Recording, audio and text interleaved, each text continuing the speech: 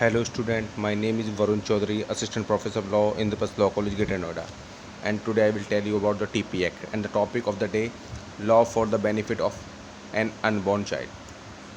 Section 30 of the Transfer Property Act 1982 provide that when for the transfer of property and interest therein created for the benefit of an unborn person at the date of the transfer.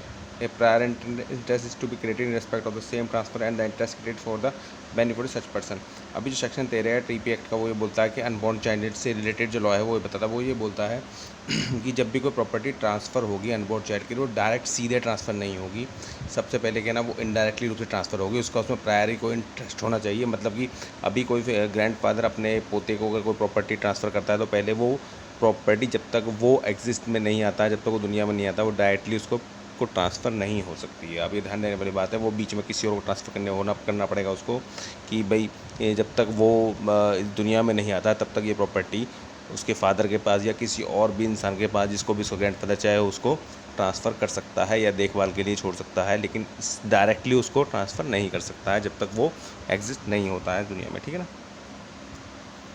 What is the provision related to transfer to an unborn child? As per the Indian law, Section 3 of the TP Act 1982 define an unborn child as a child or a baby in the mother's womb. A person still yet to born does not have an existence and is not counted as a living person, but still the property can be transferred to the baby. But अभी जो वो बच्चा जो माँ के गर्भ में है उसको वो लिविंग पर्सन नहीं माना जाएगा जब तक वो जन्म नहीं लेता। बट हाँ, उसको प्रॉपर्टी ट्रांसफ़र हो सकती है, लेकिन वो सीधे रूप से ट्रांसफ़र नहीं होगी, वो इनडायरेक्टली रूप से ट्रांसफ़र होगी। बीच में किसी और इंसान को ट्रांसफ़र करनी होगी या बीच में किसी इंसान उसको केयर के रखना होगा, लेकिन डायरेक्टली रूप से अनबॉर्न चाइल्ड को ट्रांसफ़र नहीं हो सकती है। तो ये वाली बताने वाली बात है। ठीक है।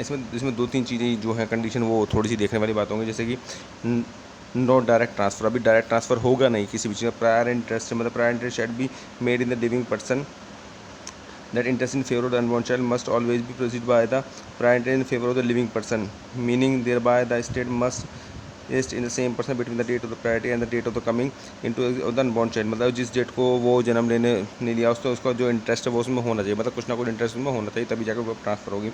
Unborn child must come in exit on the before of the termination of prior interest. अभी जो ना जो पहले वाला इंटरेस्ट है उससे पहले ही, जब वो ख़त्म होने वाला उससे पहले ही दुनिया में आ जाना चाहिए।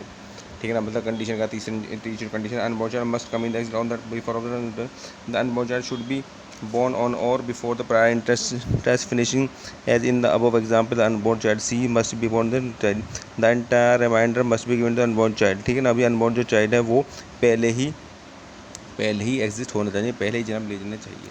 ठीक है। अभी बात how long in intent favour unborn person for the transfer of person the benefit unborn child, two condition are required to be fulfil.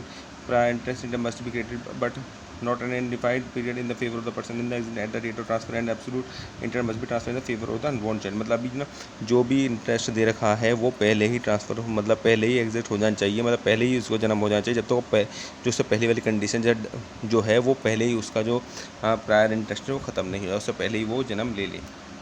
Which property can not be transfer, अभी कौन कौन सी प्रॉपर्टी ट्रांसफर नहीं हो सकती इसके बारे में बात कर लेते हैं। Right to reentry can not be transfer, and agreement can not be transfer. Agreement is an enjoyment that the owner of the property hold within property, agreement can not be transfer. अभी ना कुछ ऐसी जो पुनर्प्रवेश का जो अधिकार है वो ट्रांसफ़र नहीं हो सकता। ठीक है ना। ठीक है। इस तरह से कुछ चीज़ें हैं, ईजीमेंट का जो अधिकार है वो ट्रांसफ़र नहीं, मतलब कुछ ऐसे राइट्स हैं जिनको ट्रांसफ़र नहीं किया जाता, कुछ प्रॉपर्टी ऐसी होती है जिनको हम ट्रांसफ़र नहीं कर सकते हैं। तो ये समझने वाली बात है। कुछ प्रॉपर्टी ऐसी जो सेक्शन 6 में है, उसके बाद आप डिटेल में पढ़ लेना सेक्शन 6 टीपी एक्ट का, जो बहुत इंपॉर्टेंट है कि कुछ कौन सी प्रॉपर्टी जो ट्रांसफ़र नहीं हो सकती, उसके बाद डिटेल दी गई। और ज़्यादा डिटेल में जानेंगे हम नेक्स्ट वीडियो में बात करेंगे, क्योंकि री एंट्री पे एक मतलब जो कैन नॉट बी ट्रांसफ़र जो प्रॉपर्टी जो उस पर एक अलग वीडियो बनाना पड़ेगा, एक अलग से हम आपको समझाएंगे, क्योंकि काफ़ी डिटेल में समझना पड़ेगा। सेक्शन 6 से बहुत काफ़ी इंपॉर्टेंट टीपी एक्ट है, उस बारे में आप एक बार देख लेना कि क्या कहता है उस बारे में। ठीक है।